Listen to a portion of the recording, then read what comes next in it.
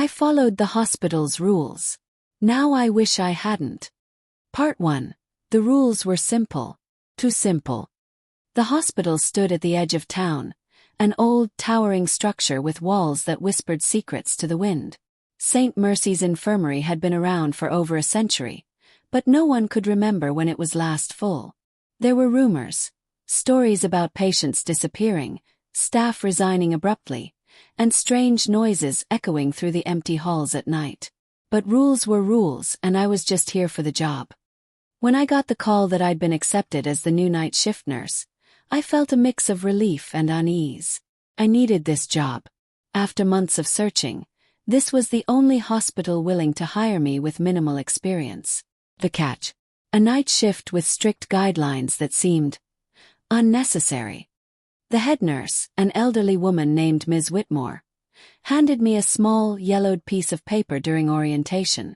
"These rules must be followed exactly," she said, her voice flat, her eyes unreadable. I skimmed the list. 1. Always keep the hallway lights dim. Never fully off, never fully on. 2. Do not enter room 616 no matter what you hear inside. 3. If you see a patient in a hospital gown walking the halls after 3 a.m., do not engage. Turn around and leave immediately. 4. At 2:13 a.m., you must stand completely still for exactly 1 minute. Do not move, do not blink, do not breathe too loudly. 5. The elevator will not take you to the basement. Do not try to go there. 6. If the phone rings between 4 o'clock and 4:10 a.m., do not answer. 7. If someone who looks exactly like you enters the room, leave. I let out a nervous laugh, expecting Ms. Whitmore to crack a smile, but she didn't. She simply handed me my scrubs and walked away. That first night I told myself the rules were just some weird hospital tradition, maybe a way to haze new employees. I followed them out of obligation, not fear. But that was before I heard the knocking. Before I saw what was inside room 616. The first night. Midnight was quiet, the kind of eerie silence that makes every small noise feel 10 times louder. The dim hallway lights cast elongated shadows, warping the white walls into something unnatural. By 2 a.m. I was exhausted. I leaned against the nurse's station, sipping stale coffee, when I noticed the time. 2:12 a.m. I almost forgot about the rule. Standing still for a full minute felt ridiculous, but I didn't want to break protocol on my first night. So I froze. First nothing happened. Then the air changed. The temperature dropped so fast my breath turned visible. A faint scratching sound began somewhere down the hall. It was soft at first, but as the seconds dragged on, it grew louder, more frantic. My fingers twitched with the urge to check my watch, but I resisted. My heart pounded. The scratching turned into a low whisper, a voice hissing my name from behind me. Then silence. 2:14 a.m. The air returned to normal, the warmth creeping back into my skin. I let out a shaky breath, convincing myself it was just my imagination. But then the knocking started. Room 616. At exactly 3 a.m., I was making my rounds when I heard it. Soft rhythmic tapping coming from room 616. Froze. The rule was clear: do not enter, no matter what you hear. I should have walked away. I should have ignored it. But the knocking was persistent, and something about it didn't feel random. Felt intentional. I stepped closer. My hand hovered over the doorknob, my breath shallow. The moment my fingers brushed the cold metal, the knocking stopped. Silence. Then a whisper from inside. "Help me." The voice was weak, barely audible. I hesitated. There were no patients assigned to room 616. No records, no bed charts, nothing. It was supposed to be empty. Then how could there be a voice? I clenched my jaw, trying to shake the creeping dread settling in my bones. I turned to leave. "Please," the voice begged, cracking with pain. "Don't let it take me." My stomach twisted. Every rational part of my brain screamed at me to walk away, to follow the rules.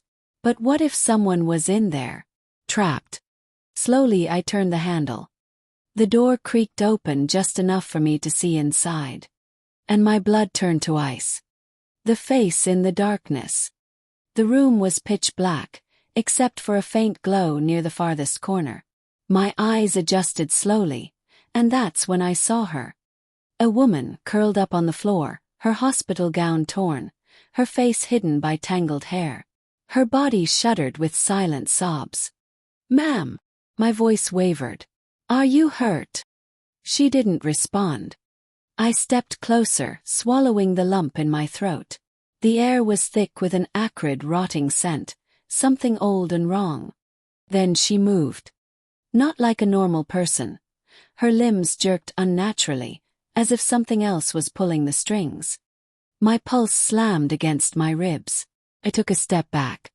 The woman lifted her head slowly. Her face. God, her face. It was mine. Not similar. Not slightly resembling me. It was me. Every detail, every blemish, every scar.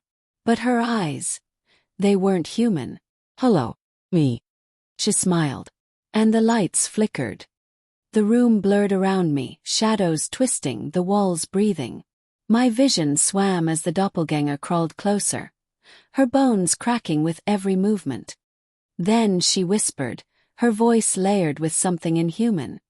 "You shouldn't have opened the door." The lights cut out completely. And the screaming began. Part 2. The thing that wore my face. The room plunged into darkness. My breath hitched as the screaming filled my ears. High-pitched, raw, unnatural. It wasn't just one voice. It was many, layered over each other, rising and falling in a chaotic symphony of agony. I stumbled back, my hands shaking as I fumbled for the door handle. My fingers found the cold metal, but before I could turn it, a wet, icy grip latched onto my wrist. I bit back a scream. It was closer now. Too close. I could feel its breath against my face, rancid and sour. My skin crawled as its fingers tightened, nails biting into my flesh. "Stay," it whispered. My voice, but distorted. "Stretch." I jerked my arm back with all my strength and bolted out of the room, slamming the door behind me. My heart pounded against my ribs as I stumbled into the dimly lit hallway. Silence. No screaming. No movement. I spun around, my chest rising and falling in sharp gasps. The door to room 616 stood exactly as it had before, closed, unremarkable, as if nothing had happened. Had I imagined it? No. The stinging pain on my wrist was real. I looked down. 5 red marks were burned into my skin like frostbite. This was real. I needed to leave. Something was wrong with the hospital. I sprinted back to the nurse's station, my mind racing. I needed answers. I needed to find Ms. Whitmore. But when I arrived, the station was empty. The overhead lights flickered slightly, their weak glow casting eerie shadows on the tiled floor. "Ms. Whitmore." My voice was barely above a whisper. Silence. Checked my watch. 3:30 a.m. The shift wasn't over yet. Someone should have been here. My hands trembled as I reached for the logbook. Maybe there was something, anything that could explain what was happening. But when I opened it, my stomach dropped. The pages were blank. Not just missing entries. Completely blank. No patient records. No schedules. Nothing. The hospital was empty. Or at least it was supposed to be. A faint ding echoed from the hallway. Elevator. I turned slowly, my body rigid with dread. The doors slid open with an unnatural creak. The fluorescent light inside flickered weakly. I swallowed hard. The rules. Rule number 5. The elevator will not take you to the basement. Do not try to go there. I hadn't pressed the button. I hadn't even been near it. But the elevator had arrived. For me. And the only button that was lit up. The basement. The call from nowhere. I took a step back. No way. I wasn't getting in there. I turned to leave. Ring. Froze. The phone at the nurse's station rang sharply. the sound slicing through the heavy silence. Rule number 6. If the phone rings between 4 o'clock and 4:10 a.m., do not answer. I whipped my head toward the clock. 4:03 a.m. My heart nearly stopped. Kept ringing. Over and over. Insistent. I clenched my fists. Ignore it. I just had to ignore it. But then. Voice. From the phone. Please help me. It wasn't just any voice. It was mine. Cold, sick feeling spread through my stomach.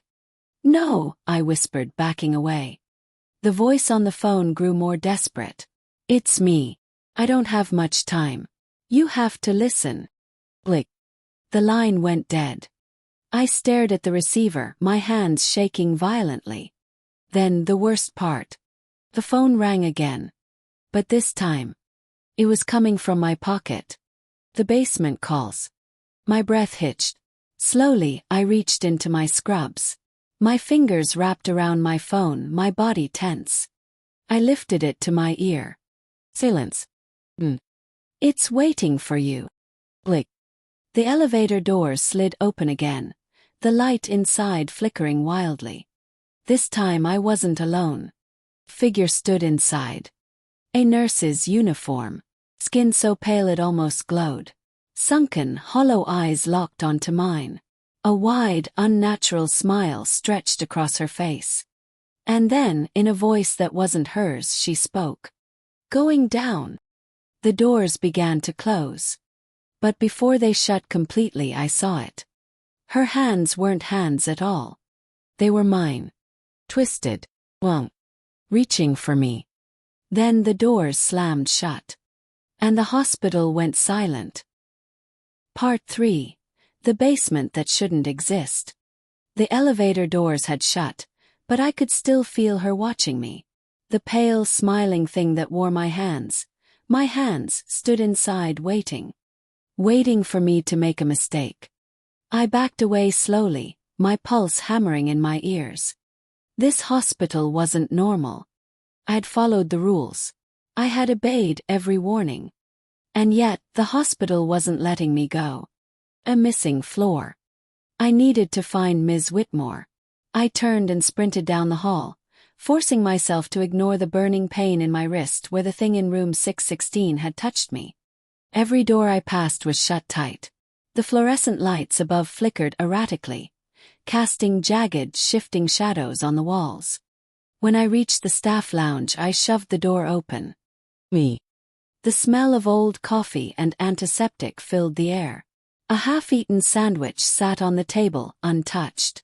Someone had been here recently. Or at least they should have been. Then I noticed the wall. There was a bulletin board covered in faded notices, work schedules, emergency procedures, and a floor map of the hospital. My eyes locked onto it instantly. Something was missing. I traced my finger down the listed floors. Ground floor white heavy check mark. First floor white heavy check mark. Second floor white heavy check mark. Third floor white heavy check mark. Fourth floor white heavy check mark. Fifth floor white heavy check mark. There was no basement. Not even a mention of one. I turned slowly toward the door, my heart pounding. Elevator. Again. I swallowed hard and stepped back into the hallway. The air was heavy, thick with something I couldn't name. The elevator doors slid open. No one was inside. But the basement button was still glowing. Waiting. I should have walked away. Should have ignored it. But then I heard it. A sound that turned my blood to ice. My own voice. From inside the elevator. Help me. The descent. I knew I should have run. But something stronger than fear pulled me forward. If this hospital wanted to play games, I needed to know why. I stepped inside. The moment my foot crossed the threshold, the temperature dropped. The doors slid shut behind me with an unnatural finality. The button for the basement flickered. The light above dimmed. And then the elevator moved. But the numbers didn't change. The digital screen where the floor count should have been was blank. I clutched the handrail, my knuckles white. The ride stretched on longer than it should have. The elevator stopped. Not with the smooth halt of a normal lift, but a sickening lurch, as if something had grabbed the cables and yanked them down. The lights inside flickered, then went out completely. Darkness swallowed me whole. Then the doors slid open. The hospital below. I stepped out onto cold, wet tiles. The air was damp, thick with the smell of mildew and decay. The walls were wrong. The usual pristine white had been replaced with something else. Dark, pulsing, like flesh stretched too tight over bone. Something dripped from the ceiling. I took a slow, cautious step forward. Somewhere in the distance I heard it. A slow, dragging sound like something heavy being pulled across the floor. I turned a corner and froze. The hallway stretched endlessly, twisting in unnatural angles. And standing in the middle of it was a figure. Nurse. Nomi. Her back was turned, her posture unnaturally stiff. Her uniform was identical to mine, down to the ID badge clipped to the pocket. She wasn't moving. Then she twitched. Not a normal movement, a snap like her bones had just broken in place. Slowly, she began to turn her head. Too far. Her neck twisted past its limit, her face coming into view. Her mouth was stretched into a wide, impossible smile. And her eyes. Her eyes were mine. Blood dripped from her sockets, carving dark streaks down her face. Then, in a voice that wasn't mine at all, she whispered, "You shouldn't be here." Ran. The doors that led nowhere. The hallways twisted around me, every turn leading somewhere wrong. Rooms without doors. Stairs leading up into nothing. A waiting area where the chairs had been arranged in a perfect circle, facing inward, as if expecting someone or something. The sound of dragging followed me, never growing closer, but never far enough either. Then I saw it. A single rusted metal door at the end of the hall. Way out. I sprinted toward it, my lungs burning. I grabbed the handle and yanked. It opened. And behind it, froze. It wasn't an exit. It was a hospital room. But not just any room. Room 616. And sitting on the bed waiting for me was her. The thing that wore my face. She smiled. "I told you," she whispered. "You shouldn't have opened the door." The lights flickered. The walls shook. And the hospital swallowed me whole. Part 4. The hospital that ate me. Darkness. Not the kind that comes when you close your eyes, but something deeper, hungrier. I couldn't feel my body. Couldn't breathe. I wasn't falling. I was sinking. I woke up. Not where I was before. A gasp, bolting upright. My body felt wrong, numb and weightless, like I wasn't really inside it. I was in a hospital bed. Not in the basement. Not in the endless halls. I was in St. Mercy's Infirmary. Had I imagined everything? I turned to the nightstand beside me. A clipboard rested there, clipped with a patient chart. My name was at the top. I swallowed hard and read further. Patient name: Emily Carter. Date admitted: March 8, 2025. Diagnosis: comatose. Days in unconscious state: 72. I felt my stomach drop. This wasn't real. Couldn't be real. I had only started this job 3 days ago. The nurse who didn't blink. I threw the blanket off and stood up. My legs felt unsteady, like they weren't mine. I stumbled toward the door, gripping the frame for balance. A nurse stood in the hallway. She wore the same uniform as me, but something about her was off. Her posture was stiff. Her head tilted too far to one side. And she wasn't blinking. When she saw me, her lips stretched into a slow, mechanical smile. "You're awake," she said, but her mouth barely moved. Her voice sounded like it was coming from somewhere else, somewhere too far away. I swallowed. I need to speak to Ms. Whitmore." The nurse's head twitched. "Ms. Whitmore doesn't exist." I took a step back. That's not true. She moved. Not like a person. Like something imitating a person. 1 second she was at the end of the hallway. The next she was right in front of me. Too fast. Too wrong. Her unblinking eyes locked onto mine. Then, in a whisper that sent ice down my spine, she said, "You need to lie back down." Her hands reached for me. Ran. The doors that led to the past. I didn't know where I was going. The hospital looked normal again, but I knew better. Nothing about this place was normal. I reached the stairwell and shoved the door open. I didn't care where it led, as long as it was away from her. I took the stairs 2 at a time, my breath ragged. I needed to go up. But when I reached the next floor, something stopped me dead in my tracks. The sign on the wall didn't say second floor. It said, "Children's Ward, closed since 1986. My blood turned to ice. I wasn't in the right hospital anymore. The ghosts in the cribs. I stepped inside, my heartbeat hammering in my ears.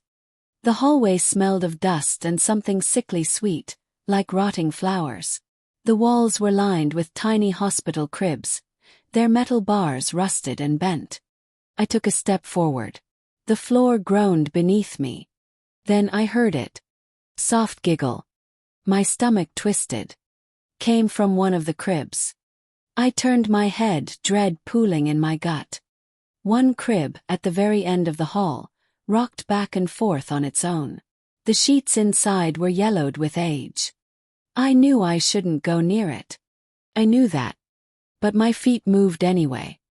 The giggling grew louder.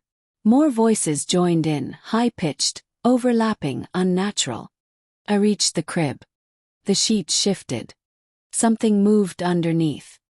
With a shaking hand, I pulled the blanket away. And I saw them. Tiny, shriveled bodies. Hollow eyes. Teeth too sharp for human mouths. Grinning. The crib tipped over. And then they lunged. The mirror that lied. Ran. The laughter chased me down the hall, echoing, growing distorted. I didn't stop until I found a door marked staff only. I shoved it open and stumbled inside, slamming it shut behind me. Silence. My breath came in ragged gasps. I turned to find myself in a dark room, the air thick with dust. A single mirror stood against the far wall. And in the mirror, my reflection wasn't moving. I went still. My hands were shaking.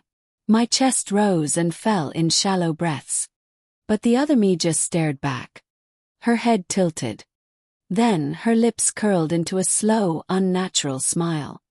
"You shouldn't be here," she whispered. My reflection stepped forward. But I didn't move. She lifted a hand. I didn't. And then she pressed her palm against the glass. Something inside me snapped. I turned and bolted for the door. But the moment I touched the handle, the lights went out. And the whisper came from behind me. "You can't leave. This is where you belong." Part 5. The hospital's last patient. Darkness swallowed the room. I pressed my back against the door, my breath ragged. The mirror stood in front of me, but my reflection was gone. Whisper. "You can't leave. This is where you belong." The voice was my own. And it was right behind me. Trapped inside the hospital's skin. I turned the handle and yanked. The door didn't budge. Something cold brushed my shoulder. Ran. Straight through the darkness. Straight into whatever nightmare was waiting. The hallway outside wasn't the same anymore. The walls pulsed. Veins of something dark crawling across the surface like rot spreading through flesh. The hospital groaned around me like it was alive. The floor beneath my feet was soft. Too soft. And somewhere in the distance, footsteps followed. But I wasn't moving. I turned a corner. And saw her. The thing that wore my face. But she wasn't standing anymore. She was crawling. Her limbs were too long, her fingers dragging across the walls, leaving smears of something black behind. She grinned, her lips splitting open too wide. You should have followed the rules. The door that wasn't meant to open bolted. The hallways twisted in impossible directions, turning back on themselves, leading nowhere. Then I saw it. A single door at the end of the corridor. Way out. I sprinted toward it, ignoring the guttural wet sounds of her chasing me. My fingers barely touched the handle when the entire hospital screamed. The walls convulsed. The floor split open, revealing a darkness deeper than anything I had ever seen. And then, ants. Hundreds of them pushing through the cracks, grasping, reaching. I yanked the door open and jumped, waking up. Like blinding sterile light. I gasped, my body jerking forward. I was in a hospital bed. For real this time. A heart monitor beeped beside me, and 4 dripped fluids into my arm. The air smelled of antiseptic and something familiar, something safe. I wasn't in the basement. I wasn't in the other hospital. I was back. A nurse rushed into the room. Real one. A normal one. Emily, she gasped. Oh my God, you're awake. I blinked. My throat was dry. What happened? She hesitated. You were found unconscious in the hallway near the old wing. You've been in a coma for 3 days. 3 days. Not 72. Not decades. 3. I exhaled shakily. Maybe it had all been a nightmare. Maybe. But then, the nurse smiled. Her eyes locked onto mine. And for a split second, just a split second, I saw something wrong in her face. A flicker of something too pale. A twitch of lips that curled too wide. And then she spoke. You're safe now. But her voice. It was mine. The hospital doesn't let go. I didn't scream. I didn't move. I just stared as she walked away, humming softly under her breath. The same tune I had hummed my first day here. And then, in the hallway outside my room, I heard it.